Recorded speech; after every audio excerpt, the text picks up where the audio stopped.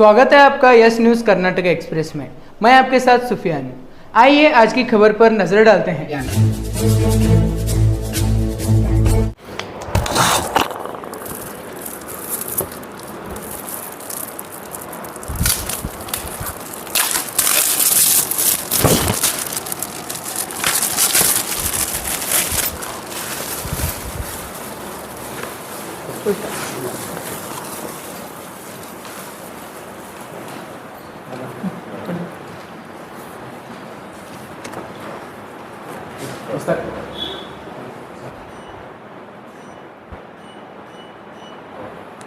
ಮಾಡಬೇಕು ಅಂತ ಒಂದು ಅನಿಸಿದಾಗ ಎಲ್ಲಿ ಮಾಡಬೇಕಂತ ಒಂದು ಪ್ರಶ್ನೆ ಬಂದಾಗ ಯಾವ ಜಾಗದಲ್ಲಿ ಇನ್ನೂ ಮಾಡೇ ಇಲ್ಲ ಉದ್ಯೋಗ ಮೇಳ ಅಲ್ಲಿ ಮೊದಲು ರೀಚ್ ಆಗೋಣ ಅಂತ ಹೇಳಿ ನಮ್ಮ ಮಾನ್ಯ ಜಿಲ್ಲಾಧಿಕಾರಿಗಳು ಕೂಡ ಸಲಹೆ ಕೊಟ್ಟರು. ಹಾಗೂ ನಮ್ಮ ಮಾನ್ಯ ಶಾಸಕರು ಕೂಡ ನಮ್ಮ ಹತ್ರ ಏನಾದರೂ ಒಂದು ಮಾಡಿ ಏನೋ ಒಂದು ಕಾರ್ಯಕ್ರಮ ಮಾಡಿ ಅಂದಾಗ ಕರ್ನಾಟಕ ಕೌಶಲ್ಯ ಅಭಿವೃದ್ಧಿ ನಿಗಮ ಇಲ್ಲಿ ಬಹಳಷ್ಟು ನಾವು ಕಾರ್ಯಕ್ರಮಗಳನ್ನು ಮಾಡ್ತಾ ಇರ್ತೇವೆ.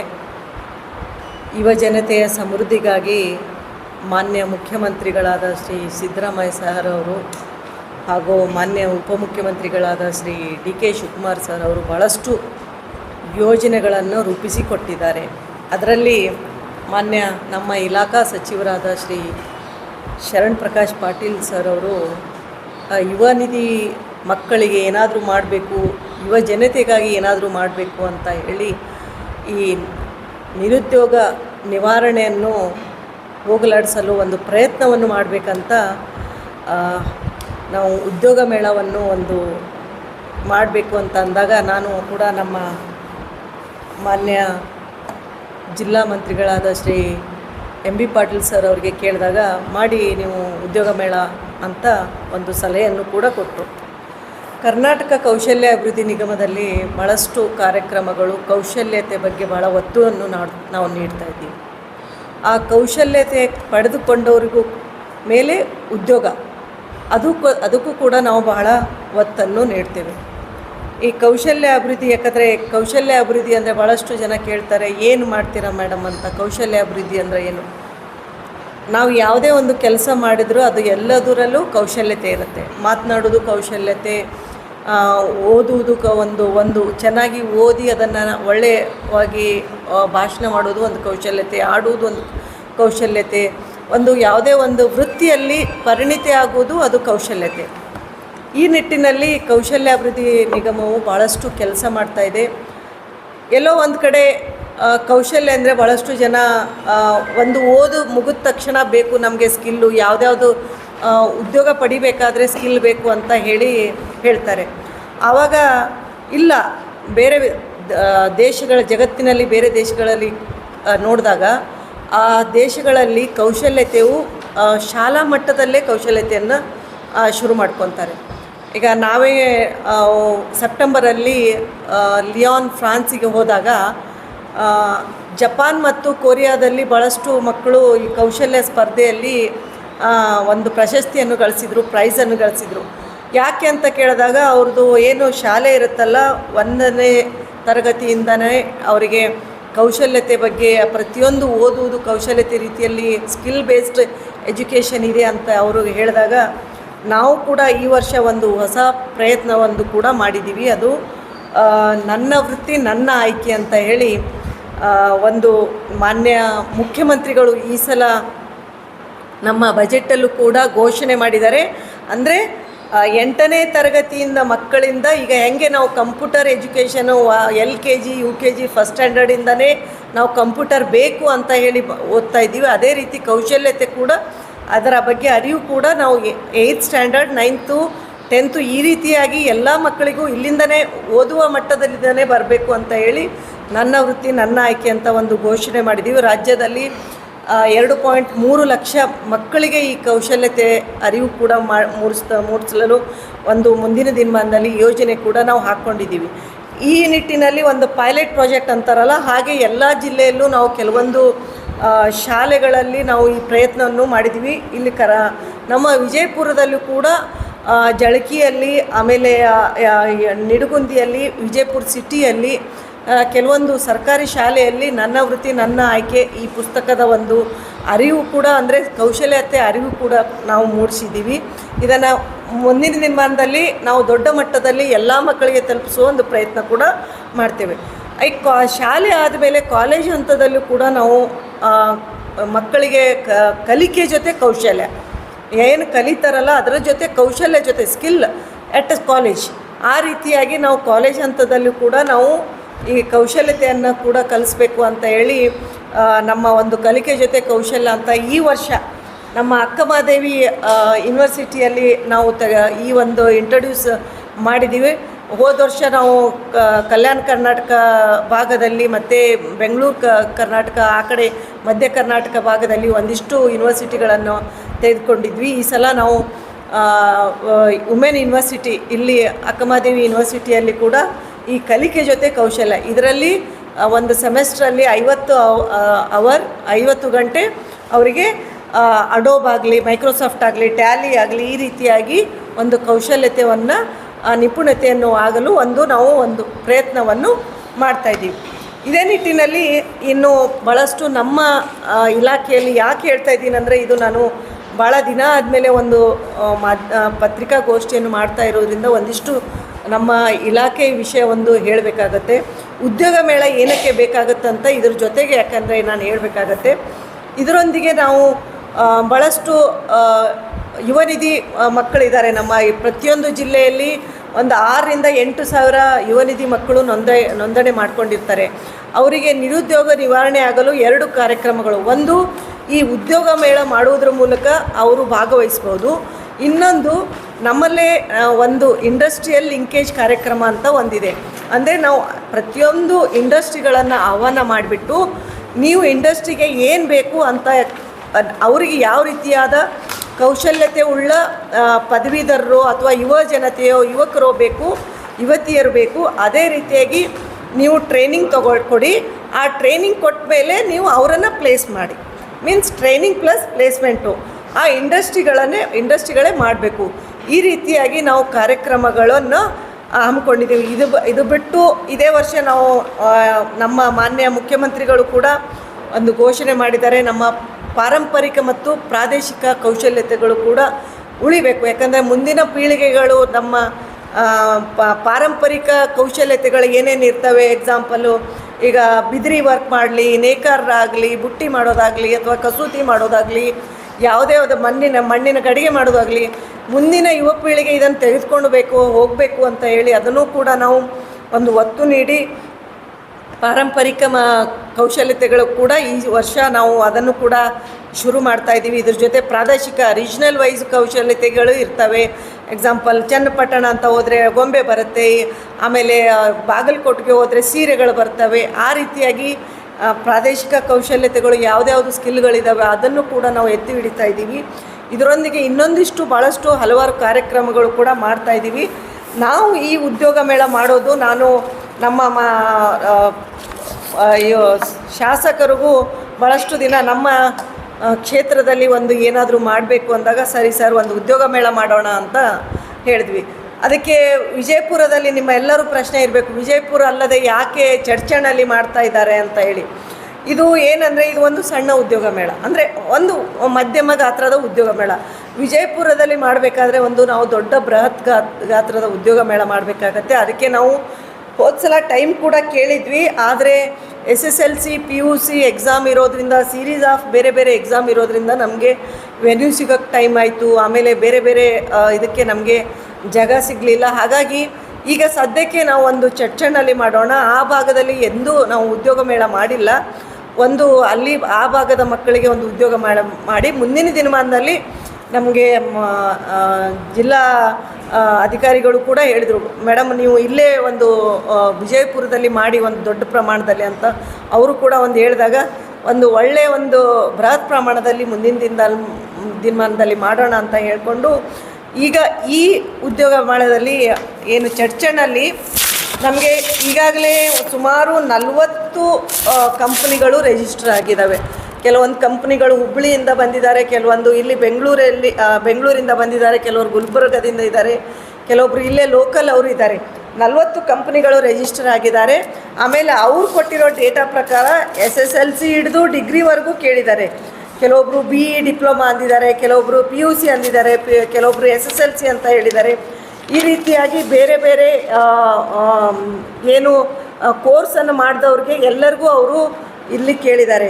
ಹಾಗಾಗಿ ಅವರು ಕೆಲವೊಬ್ಬರು ಇದರಲ್ಲಿ ರೇಂಜ್ ಏನಂದರೆ ಯಾರು ಒಂದು 5,000, 4,000, 3,000 ಸಂಬಳ ಇಲ್ಲ. ಎಲ್ಲರೂ ಒಂದು ಮಿನಿಮಮ್ 10,000ರಿಂದ ಒಂದು 30,000, 40,000ವರೆಗೂ ಕೂಡ ಸಂಬಳ ಇದೆ. ಇದರಲ್ಲಿ ಸ್ಯಾಲ್ರಿ ಇರೋ ಒಂದು ನಮಗೆ 300 ಬೇಕು, 200 ಬೇಕು, 20 ಬೇಕು, 400 ಜನ ಬೇಕು ಅಂತ ನಾನೇನೋ ಕೌಂಟ್ ಮಾಡಿದಾಗ ಸುಮಾರು 3,000ಕ್ಕಿಂತ ಹೆಚ್ಚಿಗೆ ವೇಕೆನ್ಸಿಗಳು ತೋರಿಸ್ತಾ ಇದ್ದಾರೆ ಈ ಎಲ್ಲ ಕಂಪ್ನಿಗಳನ್ನು ನೋಡಿದರೆ. ಸೊ ಇದರಿಂದ ಏನು ಅನಿಸುತ್ತೆ ಅಂದರೆ ಇದಕ್ಕೆ ಯಾವುದೇ ಒಂದು ಇದೇ ವಿದ್ಯಾರ್ಹತೆ ಅಂತ ಹೇಳಿ ಸೀಮಿತವಾಗದೆ SSLC ಹಿಡಿದು PUC ಹಿಡಿದು ಡಿಗ್ರಿವರೆಗೂ ಯಾರ್ಯಾರು ಇರ್ತಾರೆ ಎಲ್ಲರೂ ಕೂಡ ಅಲ್ಲಿ ಐದರ್ ಅವರು ನೇರವಾಗಿ ಇದರಲ್ಲಿ ನೋಂದಣಿ ಮಾಡ್ಕೊಂಡಿದ್ರೆ ಈ QR ಕೋಡಿಂದ ನೋಂದಣಿ ಮಾಡ್ಕೊಂಡಿರ್ತಾರೆ. ಈಗಾಗಲೇ 1,900 ವಿದ್ಯಾರ್ಥಿಗಳು ರಿಜಿಸ್ಟ್ರೇಷನ್ ಮಾಡ್ಕೊಂಡಿದ್ದಾರೆ. ನಾಳೆ ಕೂಡ ಓಪನ್ ಆಗಿ ಅಲ್ಲೇ 7ನೇ ತಾರೀಕಿಗೆ ತಾವೇ ಬಂದು ವಾಕಿನ್ ಥರ ಅಲ್ಲಿ ಬಂದು ರಿಜಿಸ್ಟ್ರೇಷನ್ ಕೂಡ ಮಾಡ್ಕೊಳ್ಬೋದು. ಹೀಗಾಗಿ ಇದು ಒಂದು ನಮ್ಮ ಉದ್ಯೋಗದಾತರಿಗೂ ಮತ್ತು ಉದ್ಯೋಗ ಆಕಾಂಕ್ಷಿಗಳಿಗೂ ಒಂದೇ ಸೂರಿನಡಿಯಲ್ಲಿ ತಂದು ಅವರನ್ನೇ ಒಂದೇ ಯಾವ್ಯಾವ ವಲಯದಲ್ಲಿ ಯಾವ್ಯಾವ ಉದ್ಯೋಗಗಳು ಇದಾವೆ ಅಂತ ಒಂದು ಪರಿಚಯ ಮಾಡಿಸಿ ಅವರಿಗೆ ಒಂದು ಕಡೆ ತರುವ ಒಂದು ಪ್ರಯತ್ನ ನಾವು ಕರ್ನಾಟಕ ಕೌಶಲ್ಯ ಅಭಿವೃದ್ಧಿ ನಿಗಮದಿಂದ ಮಾಡ್ತಾ ಇದ್ದೀವಿ. ಇದಕ್ಕೆ ನಮ್ಮ ಜಿಲ್ಲಾ ಮಂತ್ರಿಯವರು ಹಾಗೆ ನಮ್ಮ ಶಾಸಕರು ಕೂಡ ಭಾಳ ಸಹಕಾರ ಕೊಟ್ಟಿದ್ದಾರೆ. ನಮ್ಮ ಜಿಲ್ಲಾ ಅಧಿಕಾರಿಗಳು ಇದು ಈಗಾಗಲೇ ಮೊದಲು ಒಂದು ಸಲ ಕೂಡ ಈ ಬಿಡುಗಡೆ ಮಾಡಿದ್ದೀರಾ ನೀವು. ಅವರು ಮತ್ತು CEO ಮತ್ತು SP ಅವರು ಎಲ್ಲರೂ ಸೇರಿ ಇದನ್ನು ಏನು ನಮ್ಮ ಈ ಬ್ಯಾನರನ್ನು ಇದು ಉದ್ಯೋಗ ಮೇಳದ ಇದನ್ನು ನಾವು ಈಗಾಗಲೇ ಒಂದು ಸಲ ಅವರು ರಿಲೀಸ್ ಮಾಡಿದ್ದಾರೆ. ಅದರಿಂದನೇ ಅನಿಸುತ್ತೆ ಸ್ವಲ್ಪ ಜನ ರಿಜಿಸ್ಟರ್ ತುಂಬ ಆಗಿದ್ದಾರೆ. ಇದಕ್ಕಾಗಿ ನಮ್ಮ ಕೌಶಲ್ಯಾಧಿಕಾರಿ ಕುಂಬಾರವರು ಕೂಡ ಭಾಳ ಕೆಲಸ ಮಾಡ್ತಾಯಿದ್ದಾರೆ. ನನ್ನ ಪ್ರಕಾರ ಈ ಸಲ ಎಷ್ಟು ಜನ ಬರ್ತಾರೆ ಅದರ ಮೇಲೆ ನನಗೆ ಮುಂದಿನ ಉದ್ಯೋಗ ಮೇಳ ಮಾಡಲು ಒಂದು ಶಕ್ತಿ ಬಂದಂಗಾಗತ್ತೆ. ಯಾವ ಕಂಪ್ನಿಗಳು ಯಾವ ವಿದ್ಯಾರ್ಥಿಗಳು ಬರ್ತಾರೆ ಅಂತ ನನಗೊಂದು ಸ್ಟ್ಯಾಟಿಸ್ಟಿಕ್ಸ್ ಸಿಕ್ಕಂಗೂ ಕೂಡ ಆಗುತ್ತೆ. ಹಾಗಾಗಿ ಇದೊಂದು ಸಣ್ಣ ಪ್ರಯತ್ನ ಮಾಡ್ತಾಯಿದ್ದೀವಿ. ಕೌಶಲ್ಯದ ಕುರಿತು ಇನ್ನೊಂದು ಸಲ ನಾನು ಒಳ್ಳೆಯ ಅದರ ವಿವರವಾಗಿ ನಮ್ಮ ಇಲಾಖೆಯಲ್ಲಿ ಏನೇನು ಮಾಡ್ತಾಯಿದ್ದೀವಿ ಅಂತ ಹೇಳಿ ನಾನು ಇನ್ನೊಂದು ಸಲ ಒಂದು ಪ್ರೆಸ್ ಮೀಟ್ ಕೂಡ ಮಾಡ್ತೇನೆ. ಇನ್ನೊಂದು ಕೂಡ ತಮ್ಮ ಮೂಲಕ ಹೇಳೋಕ್ಕೆ ಬಯಸ್ತೇನೆ, ಈ ಉದ್ಯೋಗ ಮೇಳದಲ್ಲಿ ಇಲ್ದಿದ್ರು ನಮ್ಮ ಇಲಾಖೆಯಲ್ಲಿ ಭಾಳಷ್ಟು ಜನ ನಾವು ವಿದೇಶಕ್ಕೆ ಕೂಡ ಕಳಿಸ್ತಿರ್ತೇವೆ. ಅಂದರೆ ನಮ್ಮ ಹತ್ರ ಇನ್ನೊಂದು ಕರ್ನಾಟಕ ವೊಕೇಶ್ನಲ್ ಟ್ರೈನಿಂಗ್ ಅಂತ ಅಂತಾರಾಷ್ಟ್ರೀಯ ವಲಸೆ ಕೇಂದ್ರ ಅಂತ ಕೂಡ ಇದೆ. ಅಲ್ಲಿ ನಾವು ವಿದೇಶದಿಂದ ಯಾವುದ್ಯಾವುದು ಕಂಪನಿಗಳು ಬಂದು ಡಿಪ್ಲೊಮಾದವರಿಗೆ ಆಮೇಲೆ ITIದವರಿಗೆ ಡಿಗ್ರಿ ಹೋಲ್ಡರ್ಗೆ ಅವ್ರಿಗೆ ರೆಕ್ರೂಟ್ಮೆಂಟ್ ಮಾಡ್ಕೊಳ್ತಾ ಇರ್ತಾರೆ. ಹಾಗಾಗಿ ಮೊನ್ನೆ ತಾನೇ ಹೋದು ಒಂದು 10 ದಿನ ಹಿಂದೆ RAK ಸಿರಾಮಿಕ್ಸ್ ಅಂತ ಹೇಳಿ ದುಬೈದವರು UAE ಅವರು ಬಂದು ಸುಮಾರು 70ರಿಂದ ಹೆಚ್ಚು ಜನನ ಸ್ಕ್ರೀನಿಂಗ್ ಮಾಡಿ ಸೆಲೆಕ್ಷನ್ ಮಾಡಿಬಿಟ್ಟು ಹೋಗಿದ್ದಾರೆ. ಇದೇ ರೀತಿ ನಾವು ಲಾಸ್ಟ್ ಇಯರ್ ನಾವು ಮೋರ್ ದೆನ್ 100 ಯುವಕರಿಗೆ ಸ್ಲೋವಾಕಿಯಾಗಿ ಕಳಿಸಿದ್ದೀವಿ ಸ್ಟೆಲೆಂಟಿಸ್ ಕಂಪ್ನಿಗೆ ಅಸೆಂಬ್ಲಿ ಲೈನ್ ಆಪ್ರೇಟರ್ ಅಂತ ಹೇಳಿ. ಆಮೇಲೆ ನರ್ಸಸ್ ಕೂಡ ಭಾಳಷ್ಟು ಜನ ನರ್ಸಸ್ UAE ಅಲ್ಲಿ ನರ್ಸಸ್ ಅನ್ನು ಸುಮಾರು 13-14 ಜನ ಗಂಡು ಮಕ್ಕಳು ನರ್ಸಸ್ ಕೂಡ ಸೆಲೆಕ್ಟ್ ಆಗಿದ್ದಾರೆ ಬೇರೆ ಬೇರೆ ದೇಶದಲ್ಲಿ. ನಮಗೆ ಇದೇ ರೀತಿಯಾಗಿ ಭಾಳಷ್ಟು ವಿದೇಶಕ್ಕೆ ಕೂಡ ಅವಕಾಶ ಇರುತ್ತೆ. ಏನಂದರೆ ಮಕ್ಕಳಿಗೆ ಎಲ್ಲಿ ಅಪ್ರೋಚ್ ಮಾಡಬೇಕಂತ ಗೊತ್ತಿರಲ್ಲ, ಎಲ್ಲಿ ಹೋಗಿ ಅಪ್ರೋಚ್ ಮಾಡಬೇಕು, ಯಾವ ರೀತಿಯಾಗಿ ಎಲ್ಲಿ ಅವ್ರಿಗೆ ಯಾವ ರೀತಿಯಾಗಿ ಬರಬೇಕು, ಎಲ್ಲಿ ಕೇಳಿರ್ತಾರಂತ. ಹಾಗಾಗಿ ನಮ್ಮ ಕರ್ನಾಟಕ ಕೌಶಲ್ಯ ಅಭಿವೃದ್ಧಿ ನಿಗಮದ ಒಂದು ಏನು ನಮ್ಮ ವೆಬ್ಸೈಟ್ ಇದೆ, ನಮ್ಮ ಸೋಷಿಯಲ್ ಮೀಡಿಯಾ ಇದೆ, ಅದರಲ್ಲಿ ನಾವು ಯಾವುದೇ ಒಂದು ಉದ್ಯೋಗ ಬೇಡಿಕೆ ಇದೆ ಅಂದರೆ ಅದರಲ್ಲಿ ನಾವು ಬಿಟ್ಟಿರ್ತೀವಿ. ಅಲ್ಲಿ ಕೂಡ ಅವರುಗಳು ಅಪ್ಲೈ ಮಾಡ್ಬೋದು. ಈ ಮುಂದಿನ ದಿನಮಾನದಲ್ಲಿ ಎಲ್ಲೇ ಏನೇ ಏನು ಉದ್ಯೋಗ ಅವಕಾಶ ಇದೆ ಅಂತ ಹೇಳಿದರೆ ನಮ್ಮ ಜಿಲ್ಲಾಧಿಕಾರಿಗಳ ಮೂಲಕ ಒಂದು ಮೇಲ್ ಕೂಡ ಇವರ ಒಂದು ಡಿಪಾರ್ಟ್ಮೆಂಟ್ ಮೂಲಕ ಮತ್ತು ನಮ್ಮ ಜಿಲ್ಲಾ ಕೌಶಲ್ಯ ಅಧಿಕಾರಿಗಳ ಮೂಲಕ ಎಲ್ಲ ಕಾಲೇಜ್ಗಳಲ್ಲೂ ಅದು ರೀಚ್ ಆಗಬೇಕು ಅಂತ ಹೇಳಿ ಒಂದು ಪ್ರಯತ್ನ ಕೂಡ ಮಾಡ್ತಾಯಿದ್ದೀವಿ. ಇನ್ನೂ ಏನಾದರೂ ಇದ್ದರೆ ನಾನು ಹೆಚ್ಚಿಗೆ ಕೆಲಸ ಮಾಡಲು ಒಂದು ಪ್ರಯತ್ನ ಮಾಡ್ತೇನೆ. ಈಗ ನಮ್ಮ ಜಿಲ್ಲಾಧಿಕಾರಿಗಳು ತಮ್ಮನ್ನು ಉದ್ದೇಶಿಸಿ ಮಾತಾಡ್ತಾರೆ. ನಾಯ್ಕ್ ಅವರಿಗೆ ಮತ್ತು ಈ ಒಂದು ಪ್ರೆಸ್ ಕಾನ್ಫರೆನ್ಸಲ್ಲಿ ಭಾಗವಹಿಸಿರುವ ಅಧಿಕಾರಿಗಳಿಗೆ, ಮಾಧ್ಯಮಿತರಿಗೆ ನನ್ನ ನಮಸ್ಕಾರಗಳು. ನಮ್ಮ ವಿಜಯಪುರ ಜಿಲ್ಲೆ ನಿಮಗೆಲ್ಲ ಗೊತ್ತಿರುತ್ತದೆ, ಬೇಸಿಕಲಿ ಅಗ್ರಿಕಲ್ಚರ್ ಡಿಪೆಂಡೆಂಟ್ ಡಿಸ್ಟ್ರಿಕ್ಟ್ ಆಗಿರುತ್ತದೆ. ಇಲ್ಲಿ ಕಾರ್ಖಾನೆಗಳು ಈಗ ಬರೋಕ್ಕೆ ಶುರು ಆಗ್ತಾ ಇದೆ. ನಮ್ಮ ಜಿಲ್ಲೆಯಲ್ಲಿ ಭಾಳಷ್ಟು ಕಾಲೇಜುಗಳು, ITIಗಳೆಲ್ಲ ಇದೆ. ಅದರಿಂದ ಭಾಳ ಮಂದಿ ವಿದ್ಯಾರ್ಥಿನಿಯರು ಪ್ರತಿ ವರ್ಷ ಹೊರಗಡೆ ಬರ್ತಾರೆ. ಸೊ ಅವರೆಲ್ಲರಿಗೂ ಎಂಪ್ಲಾಯ್ಮೆಂಟ್ ಸಿಗ್ತಾ ಇಲ್ಲ. ಈ ಒಂದು ನಿಟ್ಟಿನಲ್ಲಿ ನಮ್ಮ ಜಿಲ್ಲೆಯವರೇ ಆದ ಕರ್ನಾಟಕ ಕೌಶಲಾಭಿವೃದ್ಧಿ ನಿಗಮದ ಅಧ್ಯಕ್ಷರು ಕಾಂತಾ ನಾಯ್ಕ್ ಮೇಡಮ್ ಅವರು ನಮ್ಮ ಜಿಲ್ಲೆಯ ಉಸ್ತುವಾರಿ ಸಚಿವರ ಒಂದು ಸಲಹೆ ಮೇರೆಗೆ ಮತ್ತು ಸಂಬಂಧಪಟ್ಟ ಇಲಾಖೆಯ ಸಚಿವರ ಒಂದು ಸಲಹೆ ಮೇರೆಗೆ ಮತ್ತು ಇಲ್ಲಿ ಸ್ಥಳೀಯ ಜನಪ್ರತಿನಿಧಿಗಳ ಒಂದು ಕೋರಿಕೆ ಮೇರೆಗೆ ಈ ಒಂದು ಉದ್ಯೋಗ ಮೇಳ ಕಾರ್ಯಕ್ರಮವನ್ನು ನಮ್ಮ ಜಿಲ್ಲೆಯಲ್ಲಿಯೇ ಗಡಿ ಪ್ರದೇಶದಲ್ಲಿ ಇರುವ ಚಡಚಣ್ ನಗರದಲ್ಲಿ ಹಮ್ಮಿಕೊಳ್ಳುತ್ತಾ ಇದ್ದಾರೆ. ಇದು ಒಂದು ತುಂಬ ಮಹತ್ವವಾದ ವಿಚಾರ. ಯಾಕಂದರೆ ಇಷ್ಟು ದಿನ ನಮ್ಮ ಕೇಂದ್ರ ಆದರೆ ವಿಜಯಪುರ ನಗರದಲ್ಲಿ ಉದ್ಯೋಗ ಮೇಳಗಳು ಆಗ್ತಾಯಿತ್ತು. ಅದು ಕೂಡ ಸತತವಾಗಿ ಆಗ್ತಾ ಇರಲಿಲ್ಲ. ತುಂಬ ವರ್ಷ ಆಗಿದೆ ಈಗಾಗಲೇ ಉದ್ಯೋಗ ಮೇಳಗಳು ಆಗಿ. ಸೊ ರೂರಲ್ ಏರಿಯಾಗೂ ಹೋಗಬೇಕು, ಎಲ್ಲಿ ಈ ಒಂದು ಉದ್ಯೋಗ ತಗೊಳ್ಳುವವರು ಜಾಸ್ತಿ ಇದ್ದಾರೋ, ಉದ್ಯೋಗ ಆಕಾಂಕ್ಷಿಗಳು ಜಾಸ್ತಿ ಇದ್ದಾರೋ ಅವರ ಕಡೆ ಅವರ ಮನೆ ಬಾಗಿಲಿಗೆ ಹೋಗಬೇಕೆಂಬ ಒಂದು ಒಳ್ಳೆಯ ಒಂದು ವಿಚಾರವನ್ನು ಕೈಯಲ್ಲಿ ತಗೊಂಡು ಮಾನ್ಯ ಅಧ್ಯಕ್ಷರು ಈ ಒಂದು ಕಾರ್ಯಾಚರಣೆಯನ್ನು ಚಡಚಣ್ ನಗರದಲ್ಲಿ ನಾಗ್ಟಾನ್ ಮತಕ್ಷೇತ್ರದ ಶಾಸಕರಾದ ಶ್ರೀ ವಿಠಲ್ ಕಡಕ್ದೊಂಡ್ ಅವರ ಒಂದು ಸಹಯೋಗದೊಂದಿಗೆ ಮತ್ತು ನಮ್ಮ ಇಲಾಖೆಯ ಅಧಿಕಾರಿಗಳೊಂದಿಗೆ ಸೇರಿ ಇದನ್ನು ಮಾಡ್ತಾ ಇದ್ದಾರೆ. ಇದನ್ನು ಸದುಪಯೋಗ ಮಾಡಿಕೊಳ್ಳಬೇಕೆಂದು ಈ ಒಂದು ಜಿಲ್ಲೆಯ ಎಲ್ಲ ಗ್ರ್ಯಾಜುಯೇಟ್ಸ್, ಪೋಸ್ಟ್ ಗ್ರ್ಯಾಜುಯೇಟ್ಸ್ಗೆ ನಾನು ಕೇಳಿಕೊಳ್ಳುತ್ತೀನಿ. ಈವನ್ ITI ಮುಗಿಸೋರು ಕೂಡ ಡಿಮ್ಯಾಂಡ್ ಇದೆ. ಯಾಕಂದರೆ ಈಗಾಗಲೇ 40 ಕಂಪನಿಗಳು ನೋಂದಣಿ ಮಾಡಿಕೊಂಡಿದ್ದಾರೆ. ಇನ್ನೂ ಕೂಡ ಕೆಲವೊಂದು ಕಂಪನಿಗಳು ಬರುವ ಸಾಧ್ಯತೆ ಇದೆ. ಅದೇ ರೀತಿ 2000 ಗ್ರ್ಯಾಜುಯೇಟ್, ಪೋಸ್ಟ್ ಗ್ರ್ಯಾಜುಯೇಟ್ಗಳು ರಿಜಿಸ್ಟರ್ ಮಾಡಿಕೊಂಡಿದ್ದಾರೆ. ಇನ್ನೂ ಕೂಡ ಒಂದು 1000 ಮಂದಿ ರಿಜಿಸ್ಟರ್ ಮಾಡುವ ಸಾಧ್ಯತೆ ಇದೆ.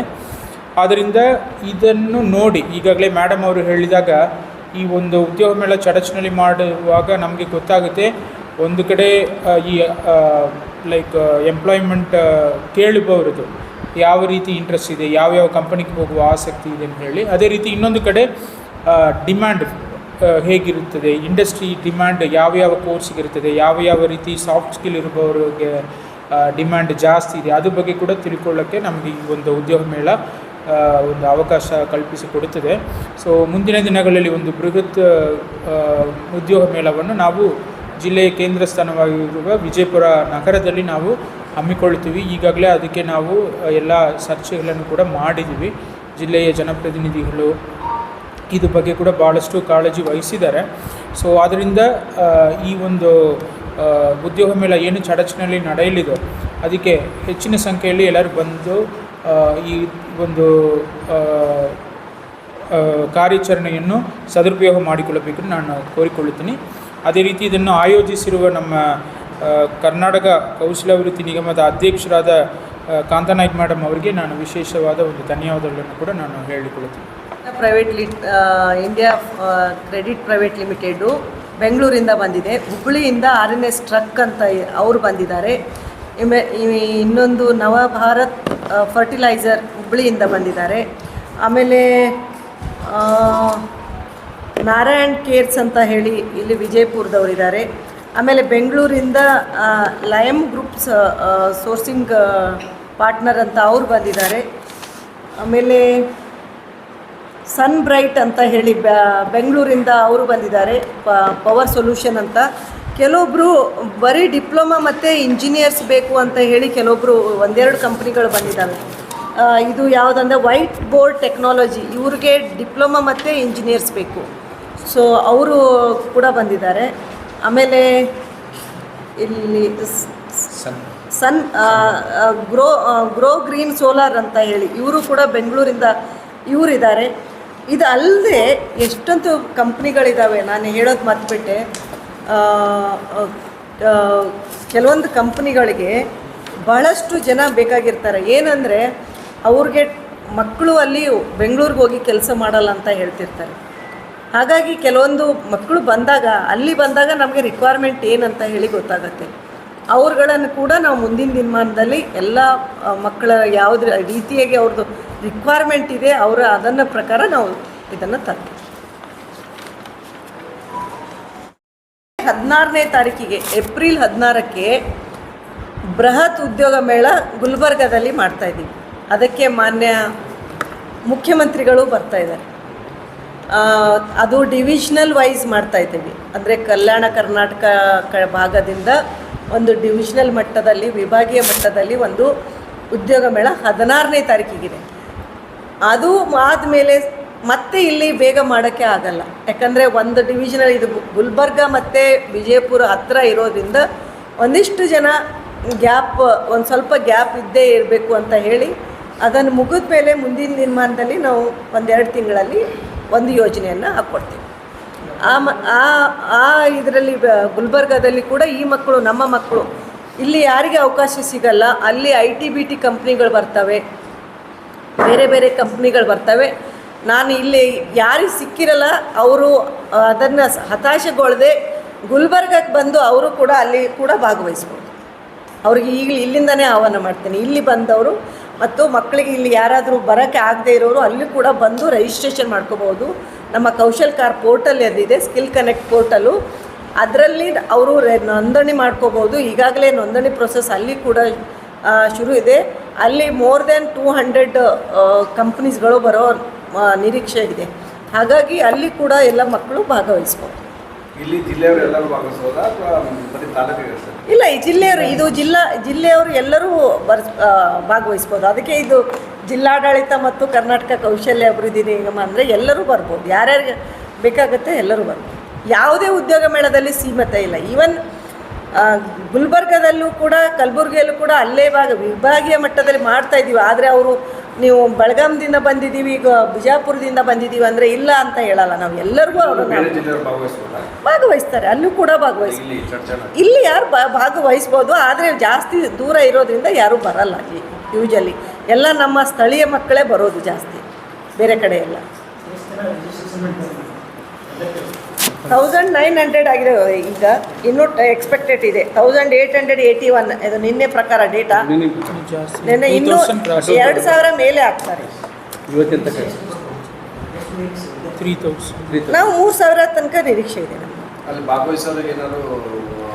ಅಲ್ಲಿ ಅವರಿಗೆ ಮಕ್ಕಳಿಗೆ ಊಟದ ವ್ಯವಸ್ಥೆ ಇದೆ. ಆಮೇಲೆ ಭಾಗವಹಿಸೋರಿಗೆ ಎಲ್ಲರಿಗೂ ಒಂದು ಸಬ್ಮಿಷನ್ ಸರ್.